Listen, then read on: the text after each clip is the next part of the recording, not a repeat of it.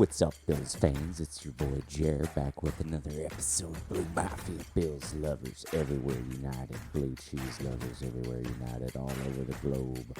We're back. Just another Bills fan with a Bills podcast. But we do a little bit of everything here. Former quarterbacks out there, listen in. Part 2. Every episode we do the top 5 quarterback matchups of the week. But first part, we're going to just break down a little bit on what you should expect, what you shouldn't expect this week versus the Indianapolis Colts. I was out last week, went on a great trip, went to Oklahoma City, so that's why no episode last week. Haven't been too active on the blog, but I'm going to give you my reason for that in the first part, so let's get right into it. All right. So I got called depressing by my client the other day when I was talking about the Bills. Why? Well, we haven't beat anyone. And I don't do this for clicks, and I don't do it for, I do it for practice, just in case I ever can get on NFL Network someday, or something like that, but bottom line is, I try to report what I see, and even though I am a Bills fan, I'm a fan of football, and I call it like I see it. And as I saw the, ascent of Josh Allen, I called it like I saw it.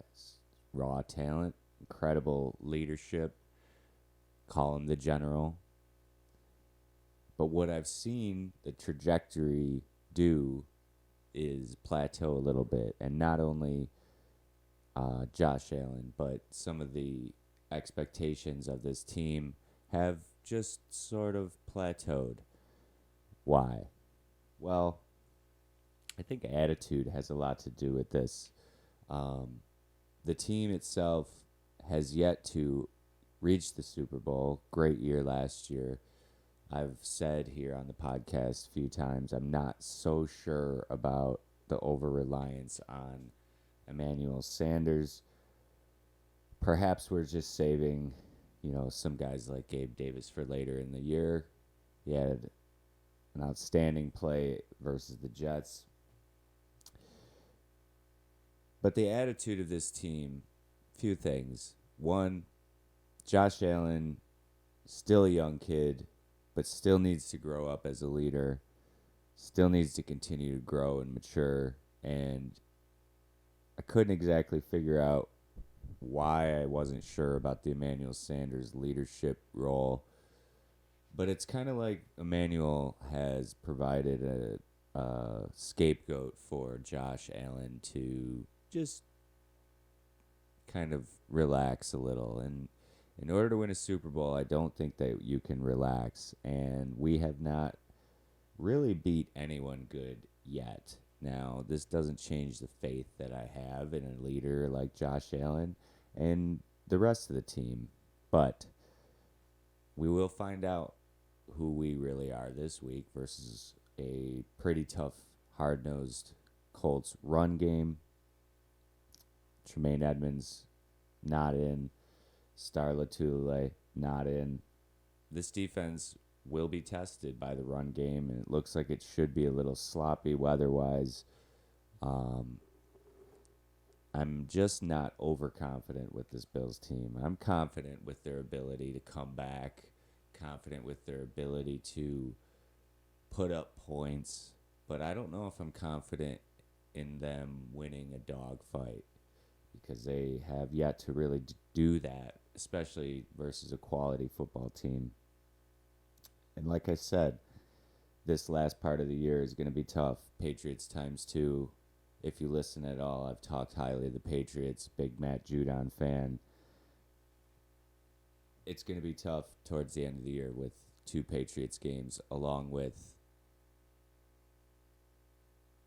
Tom Brady. But as far as this week goes, I think we have a very good chance.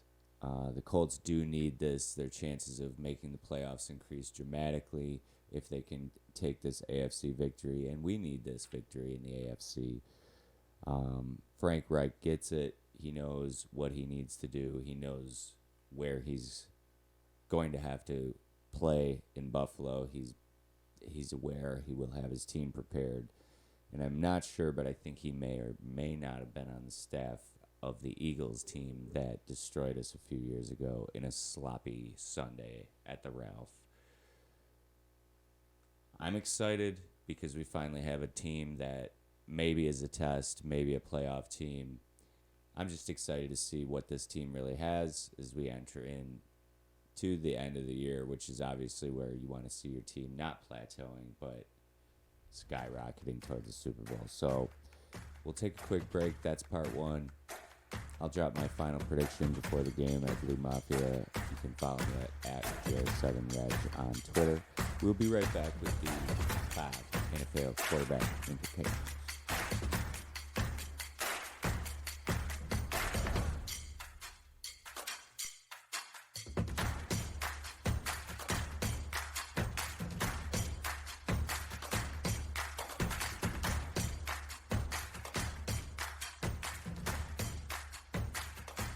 One against Section 5 here in WNY.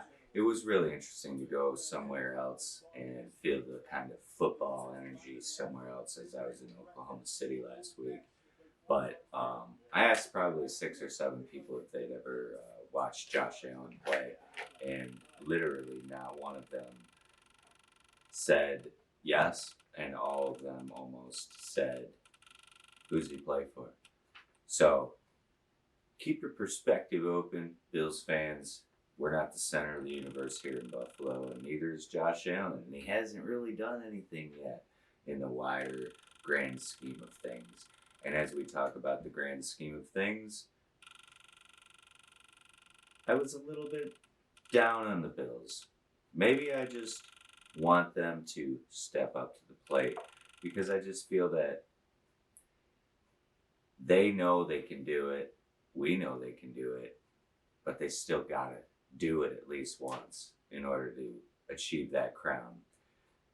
So let's break down some of the top 5 quarterback matchups around the NFL this week, other than Josh Allen versus Carson Wentz, which is going to be a great matchup. I do think that Wentz will bring it. Reich will bring it. It's going to be a good game.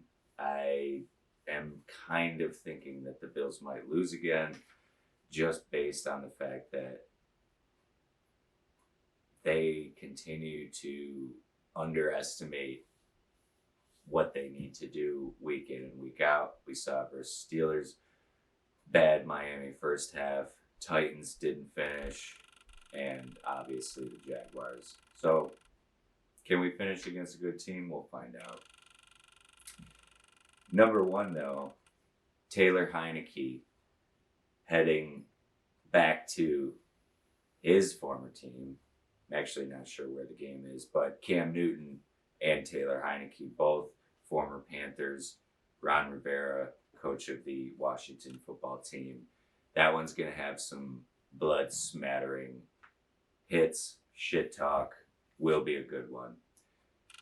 Can Heineke take down his former team?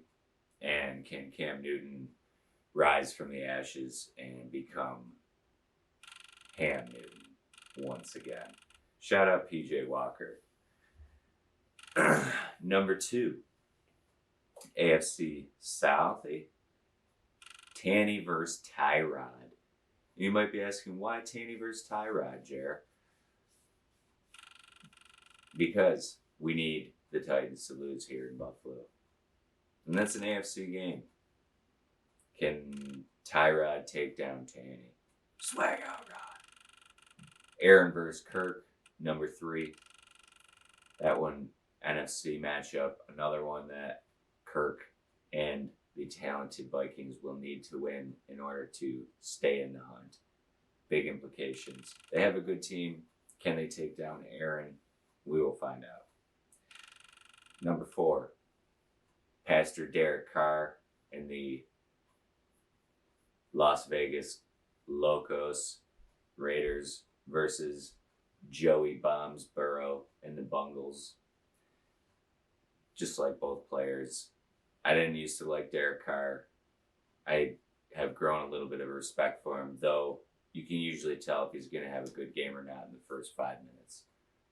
Burrow, just a fun slinger, let it rip. And then number 5, obviously, Dak versus Pat. Pat Mahomes sort of recovering from his case of the yips, sort of coming back around. Dak Prescott banged up here and there. They looked outstanding versus the Falcons last week, but who doesn't look outstanding versus the Falcons? Shout out Matt Ryan. Hang it up. Also, one of the most loyal moves in football history, the Atlanta Falcons not getting a backup that would cause a controversy with Matt Ryan. Good respect, but you're going to lose the respect of all the players. Dak vs. Pat should be a good one. Short episode today. Thanks for listening. We're going to keep it going each week.